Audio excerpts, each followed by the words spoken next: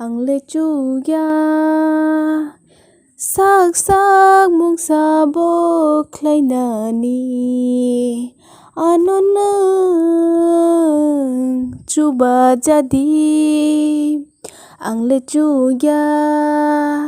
sak sak mung sabo klaina ni anonang chuba jadi ofa ang no nanggo ofa chuba jadi ani joto reng mate simarong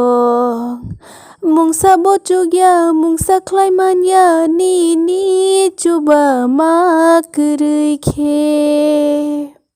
ani joto reng mate simarong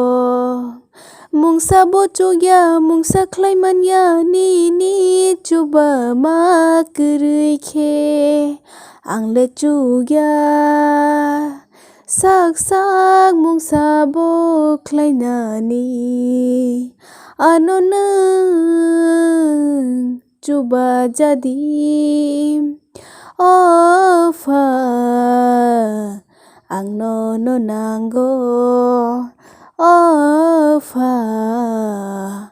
chuba jadi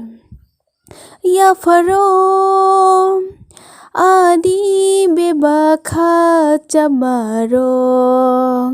wan sukmani thinang no ani nin mo chung tui khe tol jadi ya faro ani bebakha chamarong wan sukmani thinang no ani nin mo chung tui khe tol jadi ang le chugya sak sak mung sabo klaina ni anonang